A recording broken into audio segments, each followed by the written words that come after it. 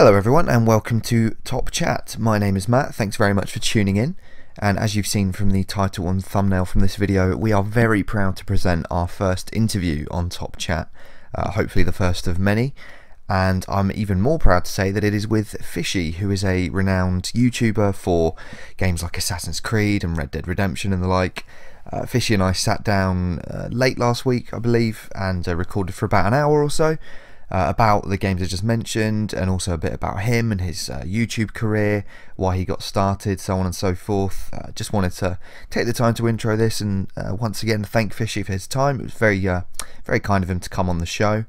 Thank you all for listening. I hope you enjoy it. Please leave comments, get involved in the conversation, and tweet us at TopChat if you've got any suggestions for who we could interview next. Include them in the tweet as well, because then they might do it, you never know. But for now, this is me and Fizhy in conversation. Thanks very much for listening, hope you enjoy, and over to me.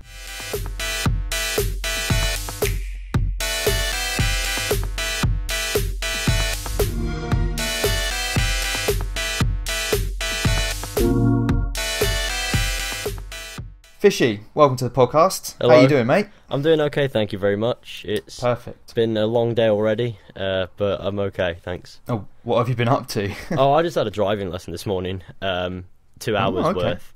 And oh, blimey. that's about it.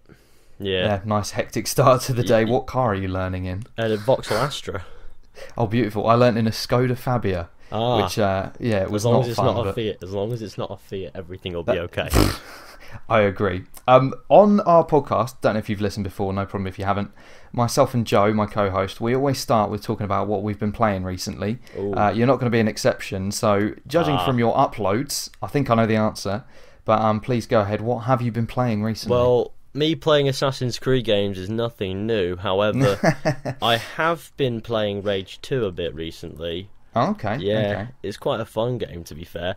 It's nothing super duper special, but it's fun, and I'm enjoying it, so there's that.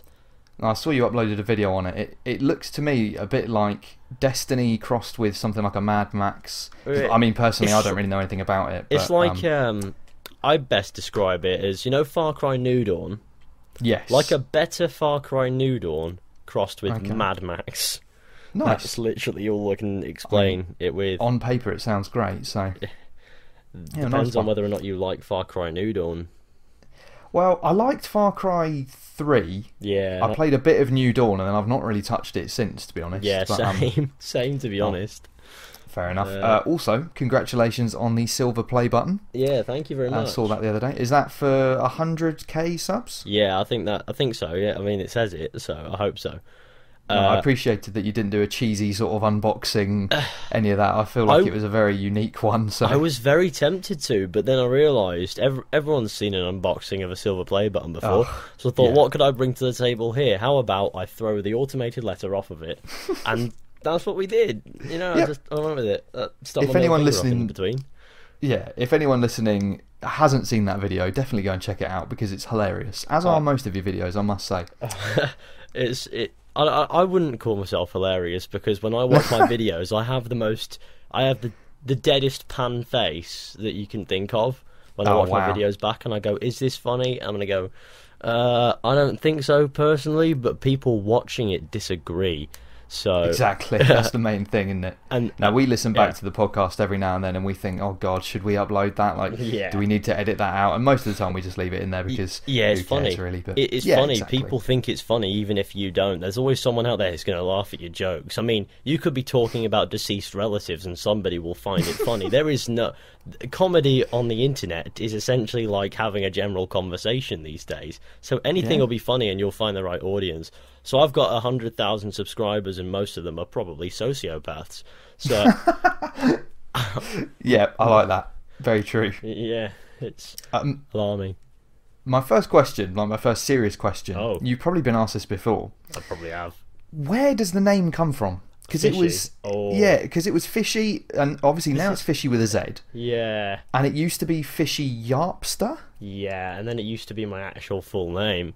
So I don't know why it came along as Fizhy Yarpster. I just thought I'd put it in there for a joke instead of my actual name because I got tired of it. Then I removed the Yarpster because I thought that's just stupid. Let's get rid of it. And then I was at about 5 to 10,000 subscribers at the time, and another channel with a very similar name changed their name to Fizhy, and they had about 50,000 subscribers at the time. So I went, you know what?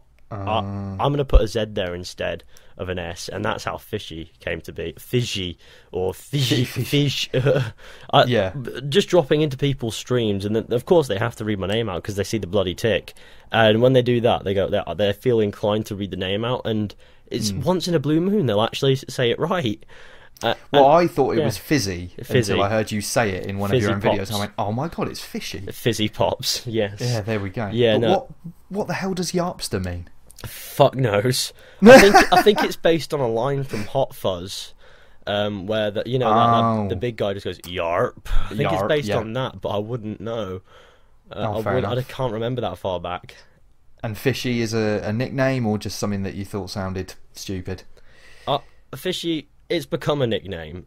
Right. Whether or not I like it or not, people call me Fishy now because my real name's Ethan, and I know a few people who have siblings called Ethan, so they just call me Fishy for convenience. So whether I like it or not, Fishy's here to stay. I hope, anyways. Definitely is. I like it now. I like it. I refer to myself as Fishy more than I refer to myself as my actual name, because I've got this weird thing where saying my actual name kind of bothers me a bit.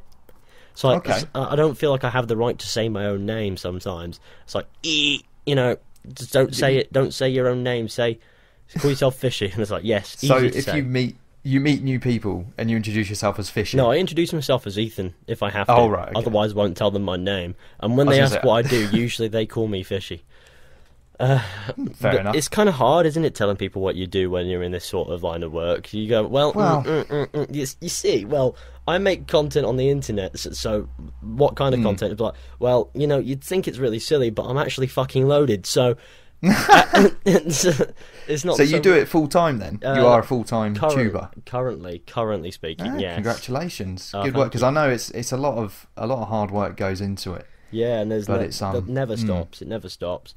But yeah. Well, speaking of which, you've got over 4,000 videos. Yeah, which is mental. And you've been going for 6 years. I probably should have done the maths on how many videos that is a year, but it's a lot, if we put it that way. Yeah, What's the story there? I mean, I know a lot of them are sort of 3 or 4 minutes and they're a bit jokey and whatever, but and there's a lot of really in-depth old content. And bad. You see, I don't have much of a social life. Hey, me neither, mate. No, that's fine. Us social what's the word? Social rejects need to stick together. Oh, exactly. We'll form the revolution in the back room. Nobody will ever notice. Exactly. Yeah. Well, at least the least likely to do it, but we're going to do it because nobody watches us. So yeah, I just enjoy it too much. Like, I get carried away. I go, right, I've made this video, and then, but if I have nothing else to do, I'll be like, all right, I'll make another video, or I'll go exercise, go do some martial arts, whatever I'm doing. But if I've got free time, usually I spend it working on content, unless somebody else is about, like a friend, and then of course you go down pub for a pint or whatever. Typical British bloke stuff. Exactly. Besides from the fact that I don't really smoke, so sitting same. in a smoking area is quite awkward. What do? You get an e-cig and you go, "Yep, I'm cool." Oh, honestly, my mate Joe, who I do this podcast with, he used to smoke like an absolute chimney, and so did our other friends. And we would go out to like a club or a pub, and there's just me stood there like, for God's sake, I can't breathe. Like, why am I even here? Oh my days, yeah. You It's saying ridiculous. that your mate smokes like a chimney just gave me bronchitis. Crying. Yeah, well, he's trying to stop, but Joe, if you do end up listening to this, just keep stopping or whatever, because he did stop for a while, Just and keep he's back stopping. into it. And keep stopping. That was good English, wasn't it? Keep I'm good stopping. at this, I promise. Yeah, keep slowing down. Yeah. Keep stopping. The 4,000 videos though, so you're just Christ. massively into it. You self-taught video editing? You're pretty good at it. So. Yeah, I'm self-taught. I used to be horrific at it, and then I start experimenting, and that's where things start to come together nicely. You know, like if you experiment with video editing and things start to show up. You know, starts to come together and looks clean and nice, and after a while it looks professional, even though it's not, because you have no actual qualifications to do it. You'd never have guessed though. You'd think that. I did actually do graphic design as a GCSE, but that doesn't qualify me to do graphic design as a professional occupation. although I have the skills to do it. So I was going to say you've made it work for yourself, so yeah, don't put purely yourself down too accidental, much. but it worked. When did you start taking it seriously? Because I mean, you touched on this a minute ago. With a lot of your videos are quite weird, quite silly, should we say? You, and there's one I watched earlier that was just called something like "Hail Satan" or like "Satan is coming." Oh, and it looks like a very young Fizhy, just sort of Fizhy. cocking about. Baby Fizhy, thinking that Satan was coming for him.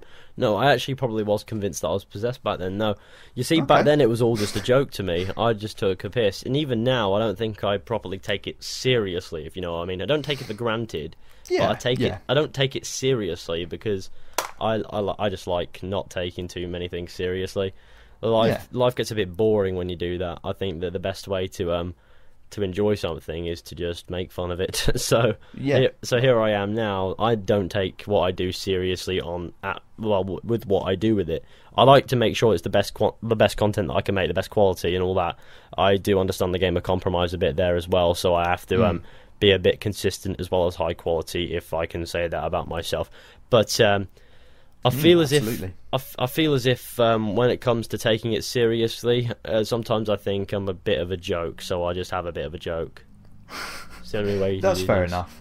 Yeah. When was kind of the moment when you thought, you know, I'm getting some traction here, or I'm getting better at editing, getting better at, you know, just making this content, and maybe I should make more serious videos, such as, you know, where you rank the Assassin's Creed games, or you go in depth on a bit of lore or something like that. Yeah. When did you think that, roughly? Well, I mean, it's not tough one. Well, I mean, I've always just it was probably around 2016, 2017 when I started kicking off with that, because I hit 10,000 subscribers in 2017. So that's when I started to earn more and more money from doing it. I got monetized in 2016, so that's when I knew I could earn something from it. But yeah, I mean, from there it was just a case of getting better and better until eventually I feel like I'm the best I am for now. I'm the best I've ever been, but I'm still getting better. So I feel as if it's been like, you know, I can take it seriously enough. Yeah. I can do the job. I can do it for a bit of income, you know. I don't think I've ever thought of it as a final destination. That's not going to say that I'll quit at one point. It's just to say that I've always considered, you know, getting another job alongside it, because in the end of the day, even if you are earning mega bucks on YouTube, which I'm certainly not even now, it's very volatile, and you've got to back up on something. I always think that myself. It's like, when's this bubble going to burst? Yeah. When's it all going to come crashing down? Because you can't imagine someone like PewDiePie is still going to be making videos in his 50s or 60s. But then again, you can make exceptions for a few people who are just they'll probably just invest into property at that point, won't they? And you know, very true. From there, they'll have a very easy life by comparison.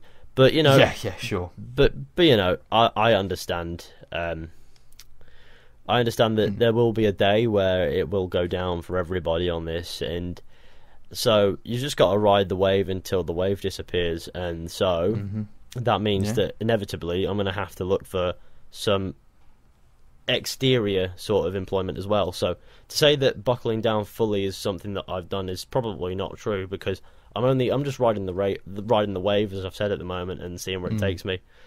But you know, good man. Take you wherever That's you go. A very wise outlook, I'd say. I mean, one of the reasons that I said this to you off mic a minute ago, but one of the reasons that myself and Joe have started this podcast and this channel is because we kind of want to use it to get ourselves into a career that we'd rather be in than the ones we're in at the moment. Yeah, so, what are your current careers? Yeah. At the moment, I work in retail. I'm a manager in retail, and he's a bar manager. So we work weird hours, we work long hours. It's not what either of us particularly wanted to do. Yeah, no. But you never know. He's pretty good with the graphic design. So yeah, if you're good with graphic design, you can go far. And at the same time, if you get this going, you'll get somewhere. Well, fingers crossed. And as I said earlier, you're a gentleman for coming on here, and I do appreciate it. Yeah, no worries. Just to touch on what you were saying a minute ago about your videos being sort of half serious, half taking the piss, just having a laugh about stuff. I feel like you've carved quite a niche in the market, shall we say, in that respect. Ooh, I can't really think. I wouldn't necessarily say similar.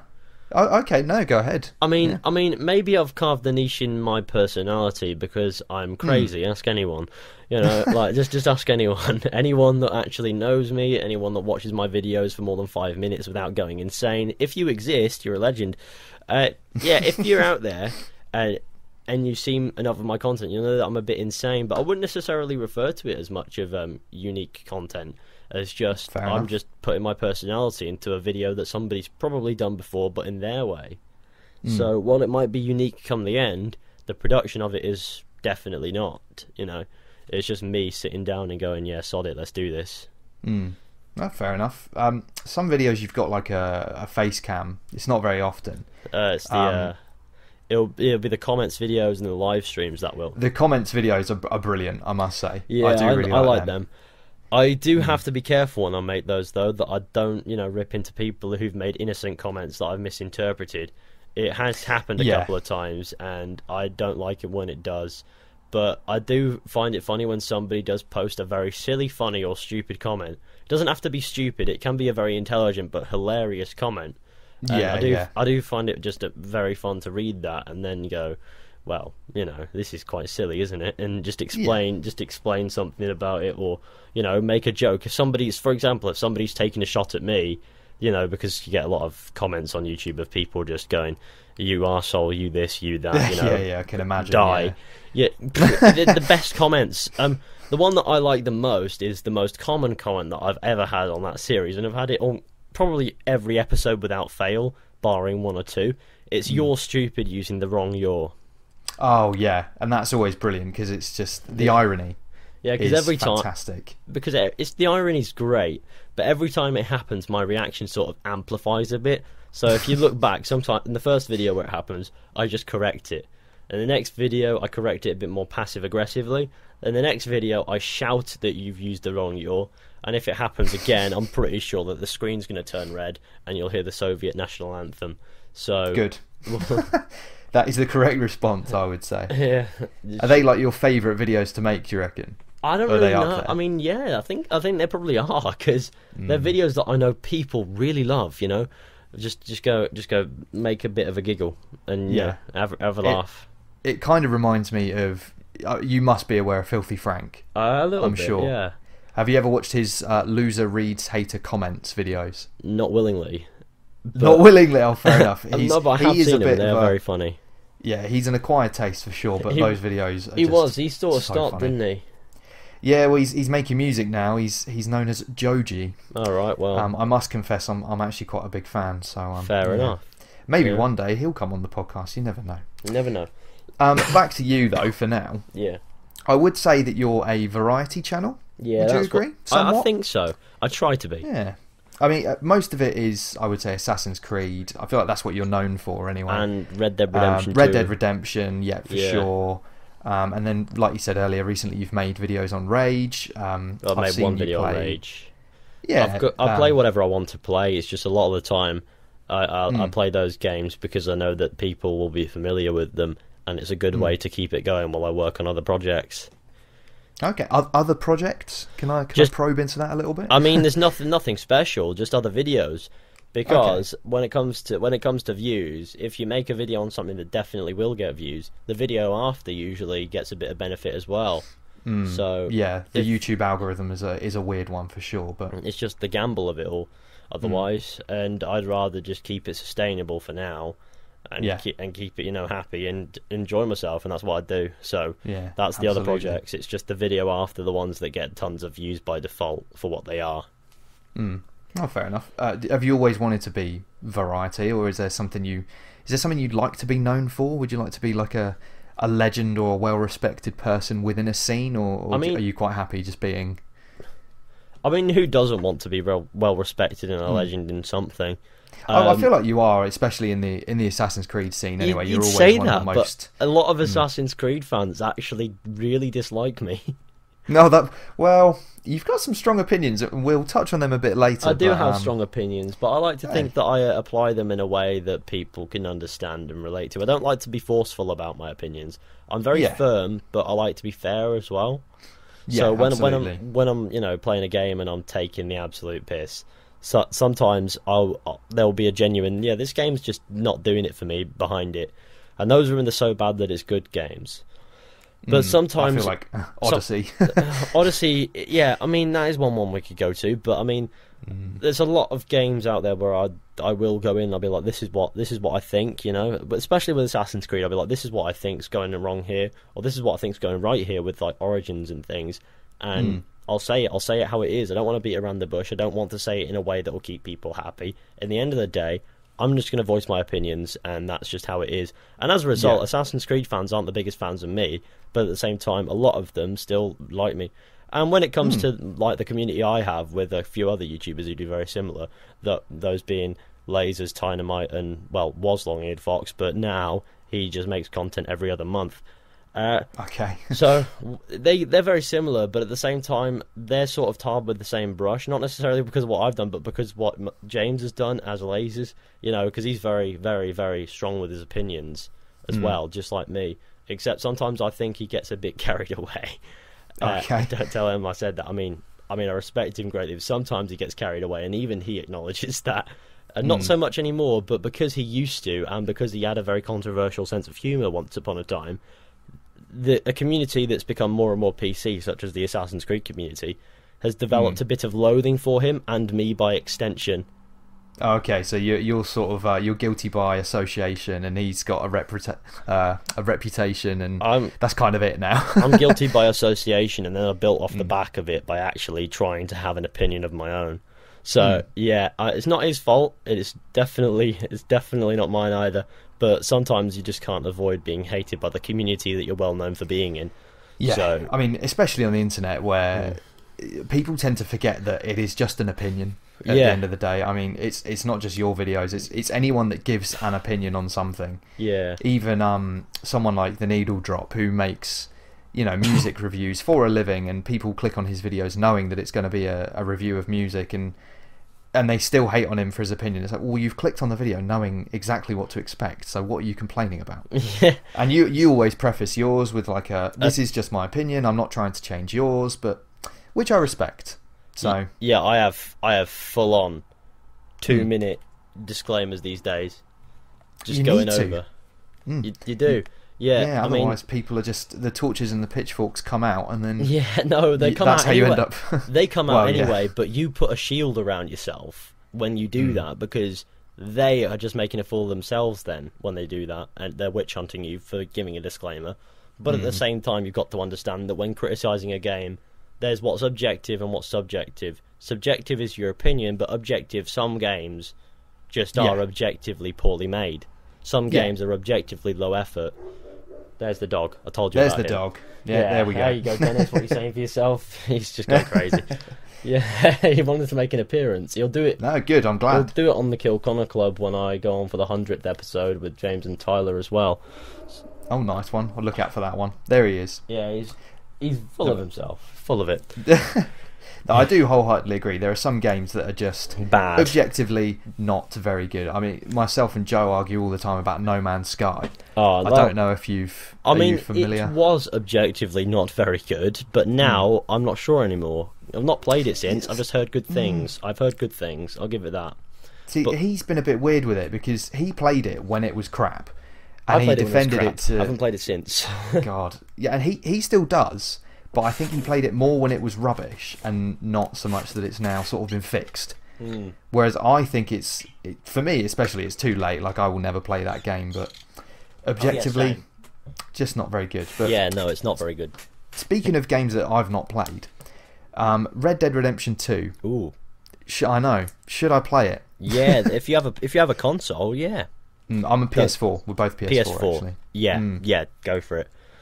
Yeah, definitely play that game. If you're into like multiplayer and things, it might not be for you because the online is one of those things that is objectively not very good. But the single player story to that game is incredible. It's just beautiful. I feel like I'm being a bit silly by not playing it, to be honest. It depends. If as long as you play it at some point in your life, you're not missing out, are you?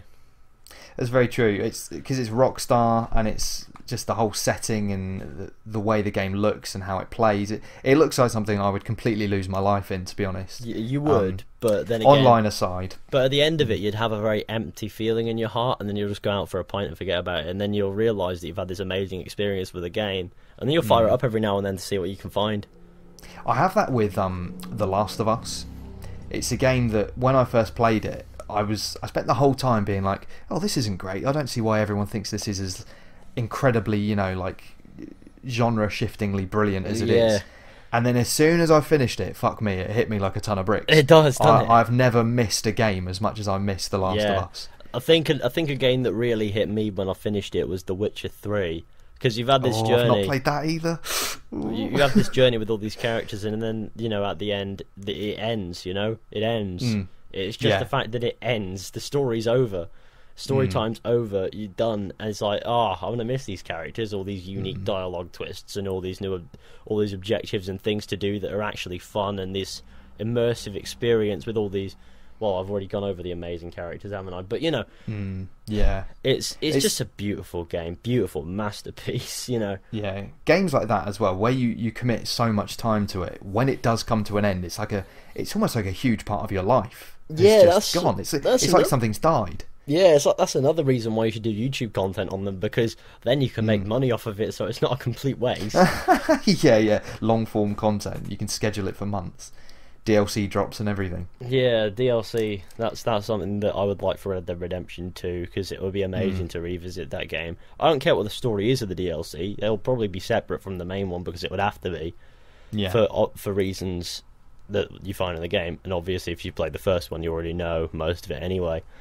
So for obvious reasons, it would be a separate sort of deal. But I reckon it would just be fun to revisit that game and have that story and have that sort of deal going on. Yeah, for sure. I think for me personally, the next game on my list is Kingdom Hearts 3. Oh, I still haven't played through most of the Kingdom Hearts games. I've tried to, but I mean, it's not that they're bad, it's that I struggle to play a lot of games these days when I'm not making content. And when it comes to making content, Kingdom Hearts doesn't get very many views when I stream it. You know what? It's a weird one, because it's a massively popular game. It is huge, and it's a massively popular series, but for some reason on YouTube, its traction is basically nothing. There's no real, like... I'll probably play through the rest of it on my own or something and just have a good time with it, because I do enjoy what I play when I play it. You know, like, I'm still on the first Kingdom Hearts, by the way, but I'm loving it. But I haven't been able to play it in like a month. So I feel as if the because I have a few viewers who are Kingdom Hearts fans, I feel as if they're getting the pitchforks out. So yeah, probably are. Soon I'll be stuck between a rock and a hard place with people with pitchforks on either side of me. Some being like Assassin's Creed content, some being like stream Kingdom Hearts again, and then there's just this massive, like, probably like a 12-year-old dropping in on a rock going, "Red Dead, please." Yeah, more Red Dead. Play online or something like that. But I've done every single little mystery and things now in Red Dead. What can I do? They'll be like, "Hey, have you seen this man stood by a gravestone here in Rhodes? It's pretty sick. He's there, and I don't understand what it means, but he's there. You should go check him out." But it's like, there's nothing interesting about that, because that's only happened in your game. Yeah, you know, like 10 seconds of content as well. Yeah. No, I won't. Are there any games that you love that you've never made a video on for that reason, do you reckon? Wow, yeah. That's a question, isn't it? It is. I mean, are there any games that I love and I haven't made a video on? This is a hard question. I can't even think. There's a few old ones that I think are up there probably. I can't really remember any of them at the moment. Give me a moment. That's there was the old Driver games. Those were quite good. Oh mate, good shout. Yeah, good shout. Those are very good. I've made a few videos on Mass Effect, but I love it a lot more than my content conveys. So it doesn't count necessarily, but it's along the lines like Mass Effect.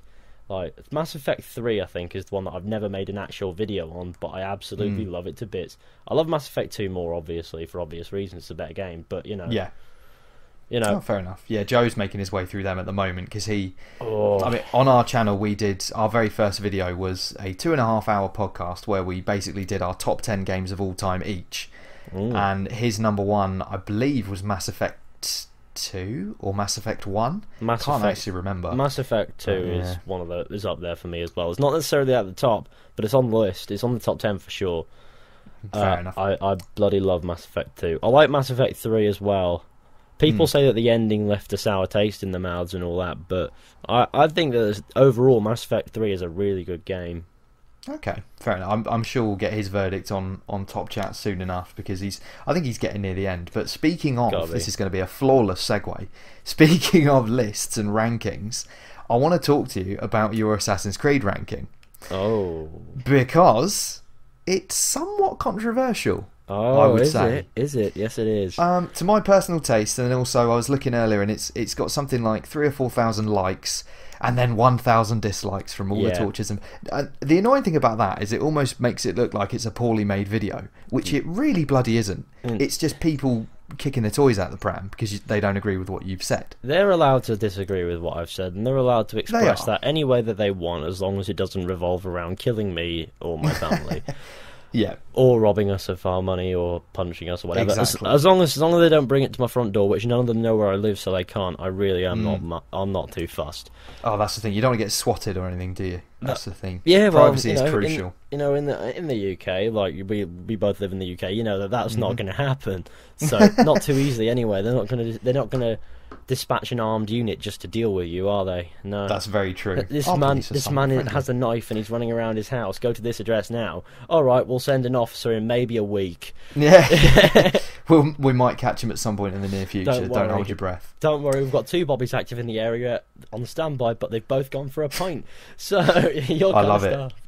Anyone American listening to this will be like, "What the fuck are they talking about? Why are your police so inept? They're not." What's a bobby?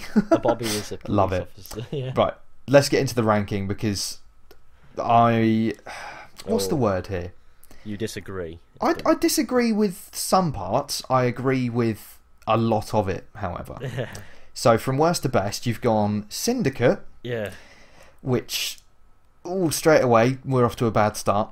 You see, I'll explain that in a moment, but continue. Yeah, so Syndicate, Odyssey, which Odyssey, I think it's one of the worst, but I don't think it's second worst. I can explain the entire thing in a bit, yeah. Yep. Then 3, which I'd say same again. I think it's one of the less good, but not that low down. Unity, Rogue, 1, Revelations, Black Flag, Origins, Brotherhood, 2. Yeah. For the most part, I agree with that. Yeah. I will say, I think I would put Unity last. I'd probably then put Rogue, Syndicate, Revelations, and Odyssey. I could flip between, but then I think the final 4 of Black Flag, Origins, Brotherhood, and 2, I would pretty much agree with spot on. I'd maybe swap Black Flag with Brotherhood, but for the most part, I think that's a pretty solid lineup. If you would care to explain, then by all means go ahead, because I don't feel as if I'll need to explain the top of the list so much, because that's just how it is. The bottom of the list, however, Syndicate, Odyssey, Unity, Rogue, and 3, not in that order, as 3's between Unity and Syndicate, right? No, Odyssey. Odyssey, yeah. So I don't even know my own list. This is how well prepared I am. It's alright, I've got it in front of me, it's fine. So yeah, well, Syndicate is at the bottom. Well, it's at the bottom of the list because of one solid reason. Now, it's a good game. No, don't get me wrong, but I'm ranking it based on its Assassin's Creed factors, and Syndicate takes the piss. It's a parody of Assassin's Creed. It feels like a parody. It makes fun of Assassin's Creed in every single way. It's like Assassin's Creed mixed with Fable 3, but it's self-aware. And then Odyssey comes along and does the exact same thing from the same studio, but but Odyssey actually doesn't do that for the most part in the main part of its game, though. It does it in its DLC a little bit. It starts to mess with lore big time and starts to create plot holes, screws around. Then there was this quest that was released the other week, and it was dirty. It was not nice. Is that the one with the chicken? Yeah, it's a cock. It's a cock. A cock. Sorry, yeah, let's call it a cock. That's funny. Cock. Yeah, the cock and the fake eagle bearer. Yeah. Just the most ridiculous quest I think they've ever done. The fake eagle bearer part wasn't that bad. No, it's just and the having cock the at cock wasn't bad either. That stare down, that standoff moment, that wasn't bad. That was the best part of the quest. But there are 3 quests that build up to it. Actually, there's like 5. One where you sink pirate ships. Turns out you sunk pirate ships. Well, your allies disguised as pirate ships. That's great. Okay, cool. You go back, help these 3 people out, will you? And all these 3 people, one of them's blind and barely uses his hands. And at the end of that quest, he trips over and then gets crushed by all his tools and dies. Then you help out. Then you help out a horse breeder. Because apparently breeding horses for this battle to come in the next week is gonna help. That horse is not going to be rideable, even if you get it born in a week. You know, I feel as if it missed out that part there. Well, you know what I'm getting at here is you have to reclaim a stolen horse, take it to her. She's on a cliff, and apparently the fake eagle bearer told her that if she fed the horse this fruit, it would become a Pegasus. So then she, in the funniest way ever, she just gets on the horse and rides off the cliff. And I believe that the horse has I believe the horse has like a demented My Little Pony name as well. Oh, it's called Purple something or other, Princess isn't it? Purple. Yeah. What's the? Is it Princess? Oh, I can't remember. Princess Purple Pie, I think. Yeah. That sounds right. Yeah, that is right. Yeah, that is disturbing. It's the way the horse's face is just like, yeah, I'm going to do this. I'm going to just jump off the edge of this I fucking understand. cliff. The horse would not do that. I mean, Exactly. Yeah. The horse would stop. But she manages to get that horse to go full on off the cliff, and then you let her go. Well, okay. Now, after bearing in mind that the last 2 people you helped die, the next one you know is going to die too. So you go to him. He's convinced that he's a reincarnation of Ajax or whoever that is. You know, some amazing hero, and apparently the fake eagle bearer gave him a helmet that will make him immortal. So you take him into town, people don't believe he's immortal, so he tells you to prove it and set him on fire. So you set him on fire, because there's no point in trying not to. I don't think it gives you an option not to, does it? It does give you an option to continue talking, but in Assassin's Creed Odyssey it gives you the illusion of choice to the point where everything you do will wind up doing the same thing. You know the Telltale games and their structure? It's sort of like that. It doesn't give you actual choices, it just gives you illusions of them. And what choices you do get are so minor that they affect nothing, besides from maybe 1 or 2, actually. I'll give it that. That's a very good point. Good point. So you burn this guy to death. He's like, it's not working, it hurts, I'm dying, blah, blah, blah. Drops dead. You're like, oh dear. Well, I've completely fucked this. And the final bit where you're like, okay, I'm fed up with it now, but you know what's coming. You're going to confront the fake eagle bearer. Turns out he's like some Bond villain.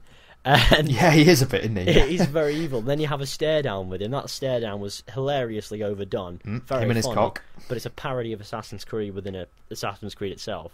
And so the stare down, and then you kill him. You just kick him off a cliff with a Spartan kick, easy. Yep. So my point with Assassin's Creed Syndicate and Assassin's Creed Odyssey is they're made by the same studio, Ubisoft Quebec, and in both games they've done nothing but take the piss out of the franchise. So. Yeah, I'm inclined to agree with you, but to defend Syndicate, I love the setting. I mean, I live in London. I love the city for the most part. And I think the recreation is brilliant, but I will say Jacob is just insufferable as a character. He's a very annoying character. Can't stand him. Evie was completely underused, and I think she's by far the superior of the 2. I agree. Evie should have been more used than that. So I personally think that those 2 are the worst Assassin's Creed games purely because they make fun of what Assassin's Creed is and parody it. But that being said, Syndicate is still a better game than Odyssey, in my opinion, as a game. As a game, yes. Because Odyssey does a lot of... Odyssey, in my opinion, I don't understand why it's got such amazing reviews, because the way I see it, it's a very poorly made RPG. It's very light, the world is very flat, there's not much depth to it. Every quest you do is very poorly acted. The protagonists, they're okay. They're not amazing, but they're okay. I'm a big fan of Cassandra, I must say. I never played as Cassandra. If she's alright, let me know. So yeah, I mean, I've seen Cassandra's acting way better than Alexio's is, but I've played this game as Alexio's first time. But I've seen Cassandra's acting. It's good, but in order for good acting to work, you've got to actually perform it properly and have good performances coming your way as well. Whereas they had to perform these on their own in a recording booth, so they've gone back to like the early 90s when it comes to voice acting. So yeah, they really have. There's a lot of NPCs as well who have just got identical voices. Yeah, no, you can go from one quest to another, from like total opposite sides of the map. And a lot of the quests that you find yourself doing are just silly. They're just silly. Like, you can't tell me that this is the same game that this is the same franchise that brought us the Ezio trilogy. You know, you can't tell me that, because this is silly. This is like a comedy game, whereas that took itself seriously. And as a result, I can't really understand Odyssey's reviews at all. I feel as if I notice it more as an Assassin's Creed fan than I do as a mainstream gamer, if I were one, because I can understand the mainstream appeal of such a, it's mindless fun. But a lot of the quests that you find yourself doing as well are just filler, and I don't understand why people are comparing this to like The Witcher 3 and things. Games that they're claiming it's similar to, when in reality, no, it just tried to copy them and didn't do very well, if I'm going to be honest with you there. I don't think Assassin's Creed's built for the RPG genre. I just personally think... Yeah, I wholeheartedly agree with that. And also, in your review of Odyssey, you make the point that it's almost as if Ubisoft Quebec should have been given this as just an independent IP. Yes, absolutely. Just remove the Assassin's Creed tagline. I feel as if Ubisoft Quebec don't want to work on Assassin's Creed, and Odyssey, as much as they love the game, I'm genuinely damn convinced that they think it's a good game. I think that they want to make their own game more, and I think that Ubisoft are wrong for not giving them the chance to do that, because that would be something that I would actually buy into Quebec doing. Like, I don't want to touch it. If Ubisoft Quebec make another Assassin's Creed game, I probably don't even want to touch it, because it's ridiculous. Yeah, they don't want to make Assassin's Creed games. No, it's true. Yeah, they definitely don't. Like, they need their own IP, and I feel as if Ubisoft are doing them a massive injustice by not doing it to them. Like, make some RPGs, make them amazing. Here, have this budget, etc. Have as much time as you need. We might be able to get some extra, money to you if you need it later on down the line, but we'll have to see about that. Just go ahead, make this game, just fire an idea our way before you do it, and we'll see what we can do. They need to make, they need that, they need their own RPG. Otherwise, they're going to drag Assassin's Creed down every other entry. It's a strong opinion, but I don't completely disagree with you, to be honest. I think it's a good point. Yeah. Moving on to, this is another one where I kind of do disagree though, to Assassin's Creed 3. Yeah. Ooh, okay. So before I dive in, what's your beef? And I'll see if I can. I'll see if I can counter it. Now, it's not that Assassin's Creed 3 is a bad game. It's that I think the other games in that list are better. So Assassin's Creed 3 is a good game in my opinion. It's quite fun to play. The story isn't abysmal as people would have you believe. The protagonist, however, Connor, I don't think he was necessarily written very well. He's a very one-dimensional sort of deal, and he doesn't have very much character development. He's not developed like that, and at the same time, they've not made him this perfect character who's adapting to a world that isn't perfect, like they do with certain characters that are just perfect as that's their character. That gets even... Oh no, sorry, go ahead. Such as Captain America in the MCU, for example. He's adapting to a world that isn't perfect. That's his development. Whereas in this, Connor is not a perfect character. He has no development. He's a very naive character. And by the end, you feel as if he's no wiser than he was at the beginning. And and at the same time, he's not got a very broad emotional range, which means, if any, So he's got 3 states of emotion. He's got calm, less calm, angry. And I mean that's pretty much it. Yeah. The weirdest thing about that as well, because I do agree that he doesn't progress much as a character, but the weird thing about that is you see him from a small boy through to a fully grown man, and other than Assassin's Creed 2, I believe, you don't actually see that in any other game, and yet he develops less as a character than even Bayek. And we're with Bayek for probably a few months of a couple of years of his life, maybe. Well, we're with Bayek for a few years of his life. Yeah. Well, there is that, to be fair. That is that one comparison. But another thing about Assassin's Creed 3 that I think puts it so far down the list is what it did for the franchise as far as the modern day is concerned. Now, up until this point, there was a coherent story going in a solid direction.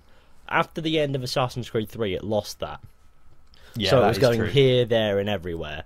And that's because of something that they did in Assassin's Creed 3 that I won't spoil if anybody listening isn't. Somehow, if you don't know, if you don't know, it's your own fault, but I'm feeling merciful today. So, when you put it like that, and you see that, after this plot point that they couldn't follow up on, because the guy who came up with the idea of the franchise ending here got sacked because he wanted it to end. And so they just lost their direction. They just lost it.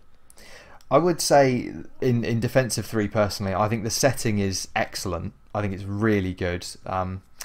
Boston and New York, I can kind of take it or leave, but I think the Frontier and the Homestead are both just brilliant. Homestead I love missions walking around them. in Assassin's Creed 3 are the best part of it. Oh yeah, I would agree with that as well. They are. In terms of them being, Forgive me, I farted. Oh, that is absolutely fine. It's a motorcycle. In terms of 3 being a less good game, then I would argue Unity, the first one, and maybe Revelations. I think 3 is, well, maybe not Revelations, but I think 3 is better than Unity and 1. Yeah, and maybe you even can put it Rogue. that way. I mean, depends on how Personally. you look at it. Like as a game adapted to it, they've got more modern technology going into it. Sure, is better in that respect. But I feel as if what's going on outside this room. I feel as if Assassin's Creed 3 just didn't stick with me quite as well as the games up until that point had. And as for Unity, I feel as if I had more fun with that game than I did with 3 by the end. Because although it was a glitchy mess, it was a very funny glitchy mess. And when they fixed that, it was, it was just fun. I have to confess, Unity is the only one I've never finished because I just couldn't look past the glitches and the constantly. I was failing missions because of the game and not because of myself, and that to me is unforgivable. Yeah, no, that is not forgivable, and I can understand completely what you're thinking there. And for a while, I had a very similar opinion, but then I played it back after they fixed it. Not necessarily saying you should, because I definitely see where you're coming from. And I thought to myself, now, you know what? This isn't actually that bad. I'm enjoying myself in hindsight because I played it on a whim. I thought I'd give it a go again, just for the sake of it. And I was like, this isn't that bad. I'm actually enjoying myself. And, I remember watching your video on it and you saying. And the DLC for Assassin's Creed Unity is one of the better DLCs in the entire franchise, if you ask me. Dead Kings is a good DLC. Okay. So there's that as well. I well. never had it. Because there's a story thing that, there's a story thing that's exclusive to the main story that holds it back. But in the DLC, that thing's gone. So it's a much more progressive story and shows more development for Arno and things like that. Maybe I should go back to it. I mean, there's nothing stopping me. It's up to you completely. I mean, I understand where you're coming from. It is unforgivable to have a game that is broken on launch like Unity was. I will never forgive that, so it's still very low on the list. But playing it back, I've got a game that I can actually enjoy quite a bit. Yeah. Oh, fair enough. Yeah. Further down your list, more towards the top. So Revelations, decent placing, kind of bang in the middle. It's a very good game, very good story. Open world is very boring though, so it's just as simple as that. Yep, agree massively. I think it's a great finish and a great send off for Ezio. Not saying Constantinople/Istanbul is a bad place. I'm not saying it's a boring place, but in the game, the open world is just boring. Yeah, it's not represented too well, really. It's not represented amazingly, no. But at the same time, the atmosphere of the story is fantastic, so it balances it quite well. It would have been higher, but it's that open world you can't look past in an open world game. That's fair enough. Black Flag, Brotherhood, and 2. I'm kind of just going to all lump together and just say, they're 3 brilliant games. I think placement in the top 4 of the list for me, they could kind of be interchangeable on any given week, but they could actually. The one that stands out to me in your top 3 is Origins. Yeah, because it seems interesting. Although I will say I do agree with your reasoning. It does seem interesting, and I'm sure a lot of people will feel the same as me that Origins gets such a high placement when Odyssey is second last. Yeah, no. You see, they're very similar games in the style of game that they try to be. However, Odyssey goes too far into the style. Origins stays out of it quite a bit and just we dabble in a bit of RPG elements, for example, loot, things like that. But it doesn't use going into a cave or going into a fort to find loot specifically as content, quote unquote. It has actual good side quests that aren't just full of filler objectives. Now, I will say this. My biggest criticism of Origins side quests is a lot of them involve rescuing people. Picking them up off the floor, taking them taking them outside of the area, putting them down, then they suddenly stand up and they're fine. They magically stand up. Yeah. Like, what? You had a broken ankle? Now you're fine. I have a massive issue with that, and that did get in the way a little bit with Origins. But I think that it's looked past when the story of the quest is actually really good, and there are some very good quests in there, and then the DLCs are incredible as well. The Hidden Ones, Curse of the Pharaohs. I need to cough 1 second. That's all right. Oh, I don't know what's wrong with me today. I think I'm just going through it.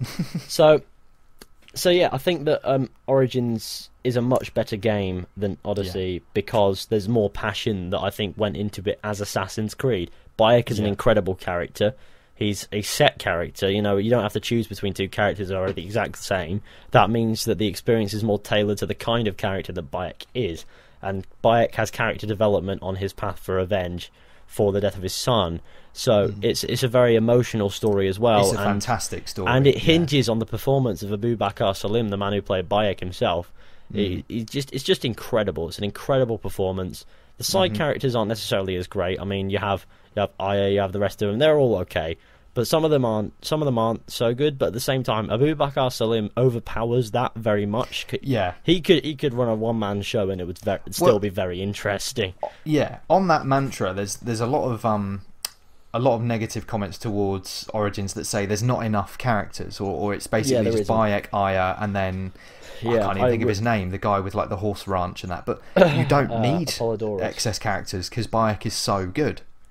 Yeah, I mean, that is true, but I think that Bayek didn't have one thing that Ezio did, which is like a network of friends and things, you know, people who he could go to help him with certain things. And so you could see his character deal with more situations. Now, we did see his emotional range in all its glory, and believe me, he could go from very calm, very playful, like kids, for example, to very petrifying very quickly. So I do feel as if there's a lot, you know, there's a lot of love to be had for Bayek, but at the same time, there's a lot they could have done in, say, a Bayek sequel, which they're not going to do because Ubisoft, that would have made for a better character in development. And had Bayek gotten that sequel and they'd done all the things that they could have done with Origins but didn't, I feel as if they could have made him even surpass Ezio by the end if they'd done it right. Yeah, the fan feedback on Bayek is overwhelmingly positive. Yeah, so, Bayek is a great character. He's a fantastic character. He's just right up there, Bayek is. I think another thing for me that would make me agree with you and put Origins ahead of Odyssey in terms of a ranking list is it's nowhere near as padded. Yeah, you can kind of, like, I know most of the Origins map, well, not most of it, but a lot of it is just empty desert, which is a little bit annoying.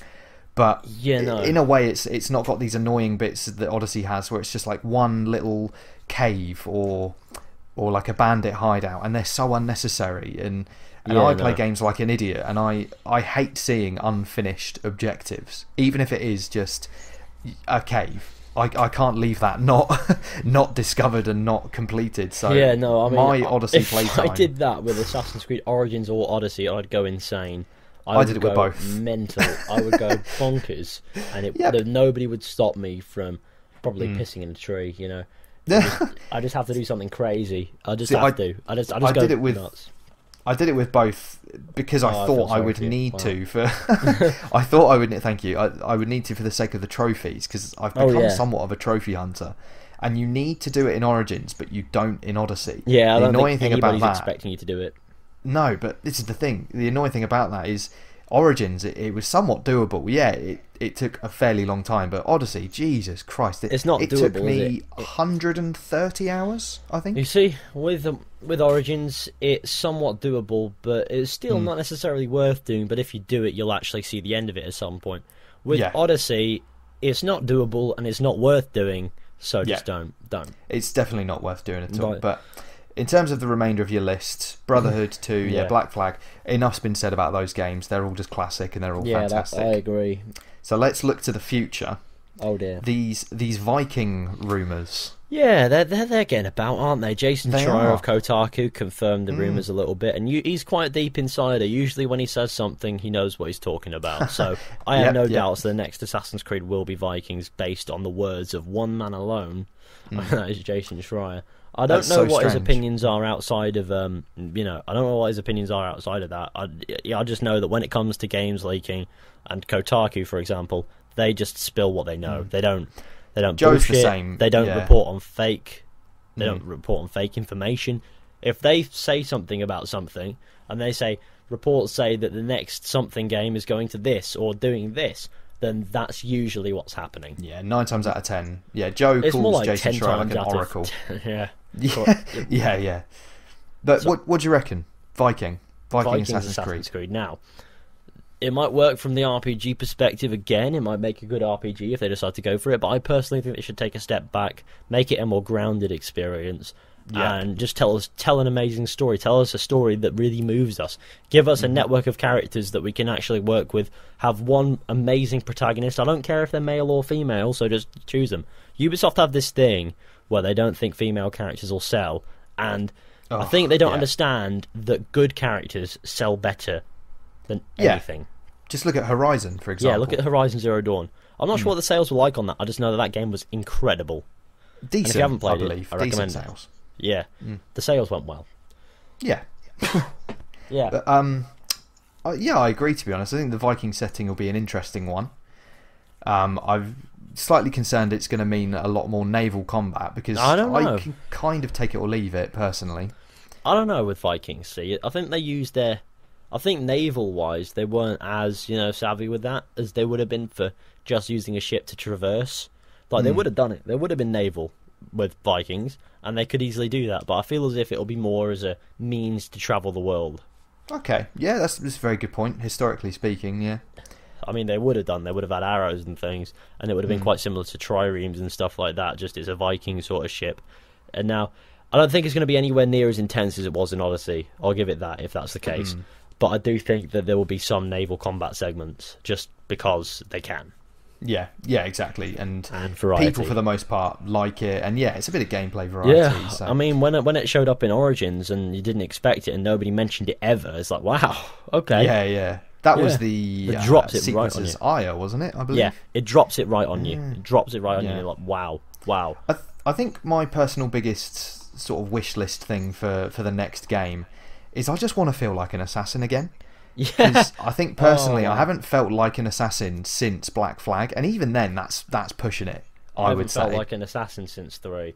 Fair enough. I'd agree with that. I 100% agree with you there. We haven't been playing as an actual assassin in Assassin's Creed Origins, in Assassin's Creed Odyssey, in Assassin's Creed Syndicate it felt like a mockery, in Assassin's Creed Unity it felt like it was all about friendship, and Assassin's Creed Rogue you play as a Templar, and Assassin's Creed 4 you play as a pirate who turns into an assassin right at the very end. And Assassin's Creed 3 is the last game in which you play as an assassin, and even then you're not actually a part of a brotherhood. You're on your own. You've become a part of the brotherhood. There's not been a formal ceremony or anything, so you're not actually an assassin. So think about it. We haven't been an assassin since Revelations. That's a joke. Yeah. We have been in various places, but it doesn't feel like it too much. It just feels like it's either lonely, isolated. There's always a little gimmick that gets in the way of that traditional assassin formula that makes Assassin's Creed or the old ones so good. And that's one thing that I loved about Origins, to be fair. Like, you might not have been an assassin, but you had the mystery sort of to it, like you had in Assassin's Creed 1 when you're looking for these certain people. Like, for example, I think the best one to explain this one would be the Scarab. The Scarab mission. Ooh. Yeah, you'll have to refresh me. It's the one where you meet this guy and he's basically digging an entire abandoned town out of the sand. You help him out, sort out some bandits, you return to his house, and then he poisons you, and then you wake up buried alive in the sand. That one where it turns out you've been playing, well, he's played you essentially, and it's like that. The sense of mystery is what I love the most. Yeah, and that's what I miss. That's what I loved about Assassin's Creed 1. That's what I loved about Origins. And if we had the sense of mystery within Assassin, an amazing story in the best of all worlds, like with Assassin's Creed 2, which has a massive mystery to it, it's like, well, how far up does this conspiracy go, sort of deal, right up to the Pope. I just miss it, and hopefully the next Assassin's Creed game, be it Vikings, which it probably will be, or whatever, as long as it does that, I really don't care what else it does. Give us a good mystery, a great story, and an amazing setting, and make the game work. That's fine. Yeah. Well, I wholeheartedly agree, I must say. On that note, I guess I'll stop picking your brains about Assassin's Creed. I've got a couple more just random quick-fire questions, if that's all right, and then we'll probably leave it there, because I know you're a busy man. Yeah, so, a really difficult one, right off the top of your head. Favourite game of all time? Go. Ooh, it's either going to be Red Dead Redemption 2 or The Witcher 3. Okay, of all time, yeah? Yeah. Oh, wow, okay. I should probably get on it and play at least one of those games then, shouldn't I, really? Why not? Yeah, Yeah. well, if I had to choose one, well, I'm probably going to have to because I work a full-time job, whatever. But of the two, which one? That's a tough question. I don't think I can Mm. choose. It depends on the day that you ask. I think I'm more inclined to play Red Dead 2, to be honest. Yeah, probably. It's an easier game to play for sure. Fair But The enough. Witcher 3 has a bit more niche to it as well. Mm. Okay. And and you can, if you play that, you can see exactly where Assassin's Creed got its RPG inspiration from. Except The Witcher 3 does it incredibly. Okay. So, I think I'm a bit burned out of RPGs, to be honest. to be honest, Odyssey has killed to me. be honest, I'm the exact same. So I reckon if I were to answer your question, I'd say Red Dead Redemption 2 at the moment. Cool. I'll go and pick it up tomorrow. Well, maybe, who knows. And then looking forward to this year, later this year, maybe next year. What game do you reckon you're most excited about releasing next? Oh, I don't know. I mean, Ubisoft have always been a big company when it comes to me thinking about anticipating games. And I do believe that they'll be gearing up to announce Watch Dogs 3 soon. I do believe 3 AAA titles are being announced. they're going to announce they've got 3 AAA titles that we don't know about releasing in this current fiscal year, which is up until March, as you know. So one of the 4 that will be released has been announced. That's Ghost Recon Breakpoint. That's not going to fill the gap that Assassin's Creed leaves when it's absent. And Ubisoft hate losing money because they're a business, and who can blame them? Exactly. So they're going to announce something that they think is going to be massive, and I think Watch Dogs 3 is the only franchise that Ubisoft make besides Assassin's Creed that can really take that spot. Is Watch Dogs? Yeah. Can't be anything Agree else. with that. It has to be Watch Dogs. Okay. So would you say for you that's probably something you're looking forward to the most? I Watch look Dogs? forward if Watch Dogs actually revises its formula and makes it work properly, which I don't think Watch Dogs has ever properly done, is make Watch Dogs realise its potential. If they do that, I would be ecstatic. I would be like, I can't wait for this because it's such an amazing concept. Yeah. Never been properly pulled off yet. It's true. I think those games have so much potential. I have such a bad So, cough. I'm sorry. No, you're absolutely fine, mate. Yeah. I think for me personally, the game I'm looking forward to the most now, because it would have been Days Gone, but that is now out, and there's also kind of failed. It's okay. I don't know how much. Oh, have you played it? I've played a bit of it. Yeah. Oh, okay. It's a fun It's time, alright. but I kind of get bored. Okay. It was fun Yeah. up until it wasn't, essentially. But the story is good. It's Sam Witwer, and he's bloody everywhere. So Yeah, he is. Yeah. Oh, fair enough. he shows I'm up everywhere. looking- Who's that I'm man in the looking corner? forward- Sam Witwer. So go on. That's fine. I'm looking forward to. I love it. Just these random just throwing lines out there. It's brilliant. It's like being in one of your videos, to be honest. Death Stranding. Death Is Stranding. my Ooh. answer. Yeah, See, it's the next I'm not Kojima so- game. I'm not too keen on that because I've always been of the belief that Hideo Kojima, when he makes games, they're far too weird. They are far that's too why. weird. Yeah, I think that's why I'm interested though, is because I missed the boat with Metal Gear Solid because I don't think I was the right age when the really big games were out, and I never played 4 or 5 just because, well, I felt like I'd missed the boat. But Death Stranding just looks fucking mental, and I just want to know what it's about. Metal Gear Solid is good. I feel as if it's slightly overrated, but it's definitely good. Death Stranding enough. does not strike me very much, unfortunately. Oh, okay. Yeah, Fair I enough. look at it and I go, this is just Hideo Kojima being weird, you know? Yeah, It's I like- mean, pretty much. And that's rich when it comes from me, believe me. He's being weird, you're being weird. Yeah. I can just imagine a conversation with him when it's just, you're weird, no, you're weird, no, you're weird, no, you're weird. You're go just run over a endlessly cat, arguing. will you? Yeah. Maybe you'll end up in one of his games one day. You never know. A fishy stranding. I'll Yeah, have a Fishy I'll have- Stranding. Just, I'll have a just goldfish you, in my aorta telling me what to do. just it'll giving be- people side quests. Yeah. Pregnant I look man forward to runs it. around with a baby in a backpack. Yeah. Yeah, but I There mean, we have it it. looks... It doesn't look bad. It just looks a bit, a bit too mental for me, because I like to bring the mental to the table. I don't like it when the table's already kicking off. If I show up to a house party and it's on fire before I get there, God knows what it's going to look like when I leave. So, yeah. Well, imagine if you start making content on Death Stranding. We're I'll in have for a to. treat then. Yeah, well, Yeah. I'll have to give it a go. I'll be like, yeah, I'll do this. There's a baby in this man. He's pregnant. His name's Bill. Yeah, I'll give him. I'm in. I'll give him a story of my own. It's what I do. But yeah, other games There we that are go. worth keeping an eye out for. I believe Ghost of Tsushima, if that ever happens. Yeah. I have always said this about Ghost of Tsushima. You know those games that get announced but they never ever see release. Yeah. There's games that just get announced, and then a few years later you don't hear about it, and then it gets cancelled.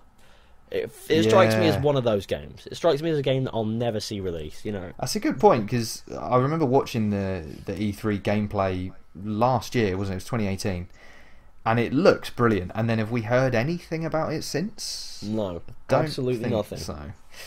Yeah, when companies keep that quiet about their games, you have to ask yourself, is this coming? Yeah. What's more likely to happen? This game's going to come out, or Half-Life 3 is going to be announced? Yeah, you never know. Or we'll have a situation like The Last Guardian, where 10 years later they're like, oh look, we've made it. It's like, wait, what? This game? Yeah. Who knows? Where they use target render footage to announce it, and then 10 years later, like, bam, yum, tasty. Yeah. Here's that everyone's disappointing like, oh, we game. forgot about that game. Yeah. What generation is this for again? Just play the game, please. Just see what happens. Yeah. No, good point. Good point about that Ghost of Tsushima. But if it does see a release date, I would look forward to that, because it looks like fun. It looks like something I could get involved in. For sure. Anyway, Looks I reckon like that's a good place to wrap it up. Unless you want to throw anything else out there? No, that's okay. Yeah, we'll wrap up there. Cool. Well, thanks so much for coming on. Oh, no worries. I'm sure most of the people listening to this will be your fan base, so if you've enjoyed it, please stick around to us on Top Chat. We're hopefully going to have some more interviews soon. You never know. But Fizhy, you are number one. I do very much appreciate you coming on. Anytime. We like to say bye for now. I don't know. You don't really have a sign off in your videos, do you? You just kind of. I just go goodbye. Do you want to join in on the Top Chat bye for now? Oh, what? We just say bye for now. Literally, yeah. That's how creative and Are you going to give me a countdown and then we say it? I'm going to say it, and then you're going to say it, but we're also going to stay on the line. So we're just going to finish recording, and then we're going to keep talking, if that's all right, just for a couple of minutes. Can do. Nice one. Well, to those at home, thanks very much for listening, and bye for now. Bye for now.